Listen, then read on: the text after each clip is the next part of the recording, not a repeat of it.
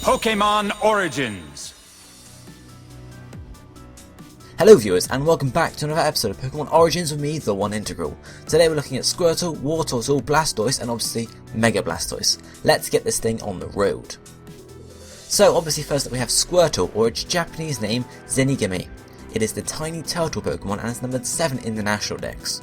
It's a pure water type and stands at 0.5 meters or 1 foot 8 inches tall and weighs 9 kilograms or 19.8 pounds. Squirtle is a primarily blue turtle-like Pokemon with a sort of brown and cream coloured shell, obviously being brown on its back, and a light cream colour on its chest. This also has a sort of a white rim to the shell, which is sort of interesting. It has 3 fingered hands and 3 toed feet, obviously having 3 digits on each one of its limbs, and has a squirrel-like tail. I say squirrel-like, but yeah, sort of in the same, it's a curled up tail. It has an almost beak-like mouth, you can see, with a little triangle-like adjustment to the front of its mouth, and it has large dark pink eyes. Now Squirtle is based on a turtle, as you can probably tell from the shell, or possibly a tortoise. The turtle makes more sense because obviously it has relations to water, being a water type. As I mentioned already, its tail looks very similar to a squirrel's, so it may be taken from a squirrel. You can see that sort of the curl up sort of looks very similar indeed. There are no gender differences between Squirtle, and Squirtle's shiny form has a lighter blue skin with a green coloured shell. Its front of its shell is also slightly lighter as well. Pokédex entries tell us that Squirtle's shell is soft upon birth and hardens as it gets older, and that it also hides in its shell to protect itself against attacks, obviously making it a very effective battle strategy. The Japanese name for Squirtle is Zenigame, which is the Japanese word for pond turtle, so you can see they were very creative in their wording. The English name, Squirtle, is a combination of squirrel and turtle, as you know, written to the squirrel tail and the turtle shell sort of thing.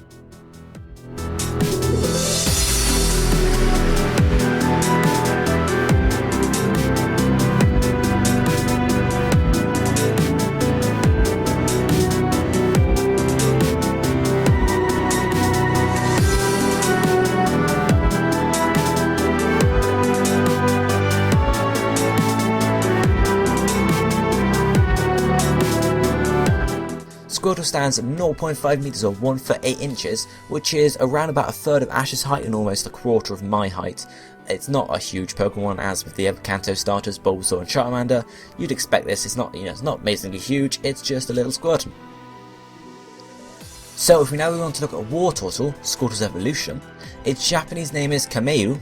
It is the turtle Pokemon and is number 8 in the National Dex. Again, it's a pure water type and it stands at 1 meter or 3 foot 3 inches tall and weighs 22.5 kilograms or 49.6 pounds. Squirtle will evolve into Wartortle starting at level 16. Now Wartortle is a medium-sized turtle-like Pokemon and is a slightly paler blue colour than Squirtle. Actually, its colouring just differs throughout all the generations. Same with Squirtle really. It might be one shade of blue and then change to another shade of blue. It's a very indecisive Pokemon. Similar coloured shell to Squirtle as well. Again, as you can see with the Dream World art for the level up area, you can see Squirtle's shell is like a bright yellow, whereas it's actually green in game. It's very weird how they decide to change the colours up all the time. It now has claws on its hands, but not on its feet, and its tail has turned into a wispy cloud-like sort of thing, but in actual fact they're actually feathers. It's a bit weird. Its ears are a similar style as well, and it has a similar mouth to Squirtle with a little, the little triangular thing, and also now has 2 small teeth either side of its mouth, or either side of the centre of its mouth.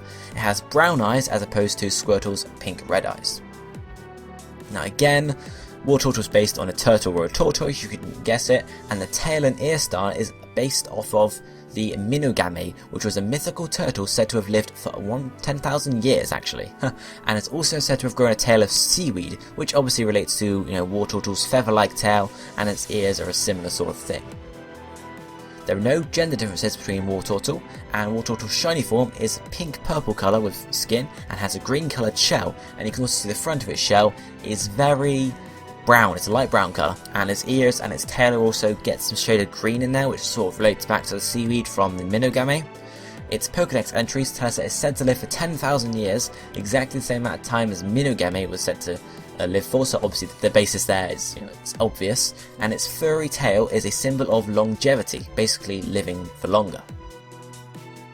So looking at the naming now for Wartortle, its Japanese name Kamenu comes from kame, meaning turtle or tortoise, and also it's possibly a combination of kame and tail, as obviously we looked at the tail just now from Minogame, all the seaweed and stuff like that. So obviously it could be a mix of kame and tail, or it could just be kame with a bit of extra added on. The English name Wartortle is a combination of war or warrior and tortoise and turtle. Because obviously you get the turtle with the or R-T-O-L-A at the end, but obviously you got the tor bit which isn't in turtle, so tor, turtle sort of thing. And then obviously war comes from war or warrior. This could relate to Minogame possibly being 10,000 years old, so obviously it lived a while ago. It's probably evolved into some wars, stuff like that. The relation could be there somewhere.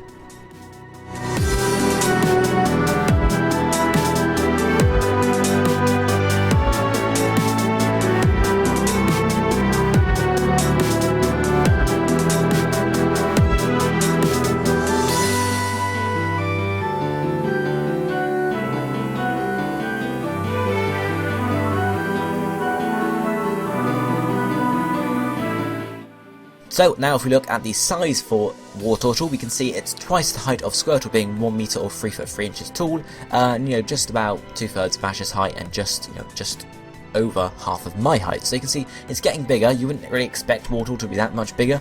You'd expect it to be slightly bigger than Squirtle, but not a huge amount, but it's actually quite big compared to a Squirtle. So yeah.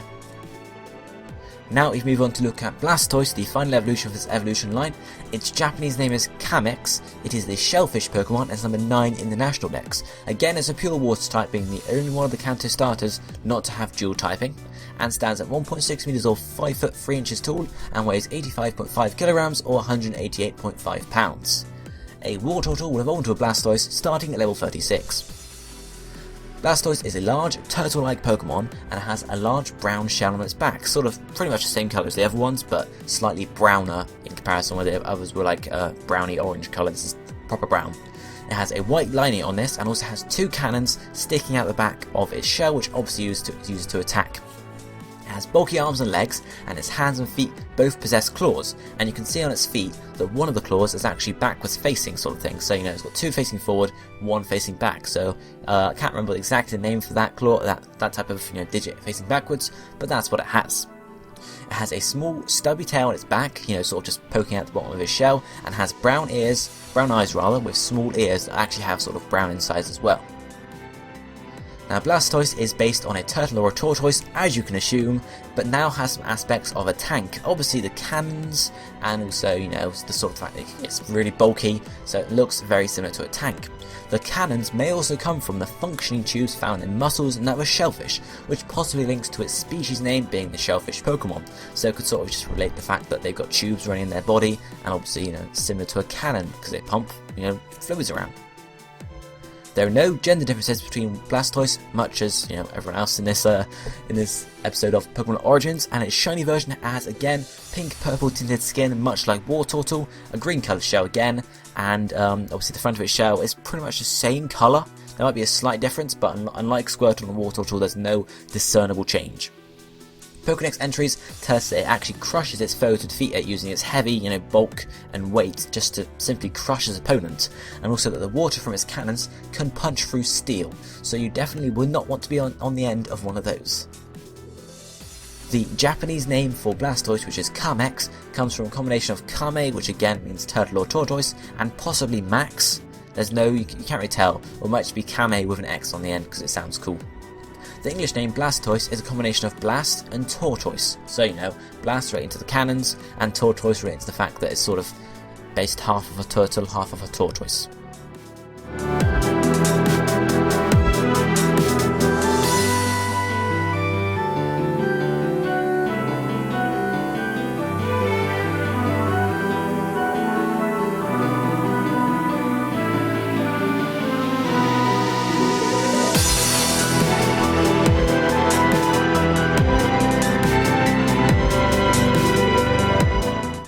Then looking at the size of Blastoise, we can see standing at 1.6 meters or 5 foot 3 inches, it's pretty much exactly the same height as Ash, and obviously its width really shows off how big it is compared to Ash. Ash could probably fit across it 2 or 3 times. So Blastoise really is quite a large Pokemon, and you can see why the cannons would do as much damage as they do. So, as many of you guys will know, or I hope all of you know, Blastoise has a Mega Evolution, and this is Mega Blastoise. Its Japanese name is Mega Kamex, and it obviously Mega Evolves using the Blastoisanite.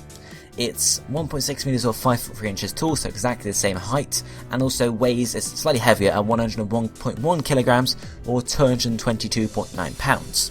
Now, when Blastoise Mega Evolves, it gains a huge cannon on its back, which is almost twice the size of its other cannons, put together sort of thing, along with 2 smaller ones on its wrists. It also becomes more hunched over, and this is probably due to the extra weight that's obviously been given by the huge cannon on its back, and its eyes turn from a brown colour to a deep red colour, so you can see that the power is really coming here. There's other slight changes as well, sort of gains some like white sort of bulk lines, I guess you can call it, across its wrists, and also sort of the shell also comes across its wrist too because of the cannons. And yeah, apart from that, it really just gains a bit of extra bulk on its legs possibly, and apart from that, there's not a huge amount of change, apart from also a little spike on the lower half of its jaw, which is pretty cool. The shiny version of Mega Blastoise has, again, like normal shiny Blastoise, pink-purple tinted skin with a green coloured shell and also a deeper chest colour. So unlike the normal Blastoise change, this one is more obvious and has a slightly darker and deeper cream colour on its chest. Quickly looking at the models from Generation 6, you can see obviously normal Mega Blastoise and shiny Mega Blastoise on screen now. You can see obviously again the easily seen changes from the chest colours and also obviously everything else as well. Finally for today, looking at the size of Mega Blastoise compared to everyone else, this was actually quite a hard size comparison for me to do because the heights were the same, except Mega Blastoise is more hunched over, so do I take the height of where its head is, or do I take the height of what it would be like standing up? And I just really compared the head sizes and made them as similar as I could, obviously because there's not a huge change in the head. And you can see here, it is pretty big and pretty bulky. Obviously now its cannon, its huge cannon on the back, towers over my head, as well as obviously Ash's as well. And obviously its huge hand cannons are pretty much exactly the same size as a normal Blastoise's hand cannons, or normal Blastoise's back cannons rather. So you really want to watch out for this guy. You do not want to be encountering him, just sort of, firing at you. Not gonna happen, guys. So guys, that's it for this episode of Pokemon Origins. I hope you all enjoyed it. Remember, next week I'll be starting off the Kalos Pokemon. Well, not starting off, I'll be carrying on from Scatterbug and Villon and going through. You can check out the first few Kalos episodes on my channel, which obviously the starters. Also done Bonnery and Diggersby, and Fletchling, Fletchinder, and Talonflame. I can also announce that I'm going to be doing some more extra Pokemon Origins on my channel too. I'm going to be going through the Mega Evolutions over on my channel while I carry on the Kalos series over here, because they're two separate things. There's no Kalos Pokemon that have Mega Evolutions, so they're not going to conflict at all. I'm going to try and get one episode up on Kanto University each week, obviously for the Kalos Pokemon, and one episode for all the Mega Evolutions on my channel a week, although that's going to be more relaxed. I'm not going to say, okay, every week I'm going to have an episode up. Kanto University will be stuck on a schedule, and whether there's an episode on my channel or not will just depend on how much free time I have, because these take ages to make, guys. Anyway, I hope you all enjoyed today's episode. If you did, don't forget to hit that like button, check out all the other content on Kanto University. As I said, there'll be a link to my channel in the description. You can go and check out the other Kalos videos there, all the other Pokemon Origins videos too, and hit the subscribe button if you want to see some Mega Evolution Pokemon Origins videos. So guys, I hope you enjoyed today's video. I certainly enjoyed making it. I'll be seeing you next time, guys. Thank you for watching. Goodbye, my friends.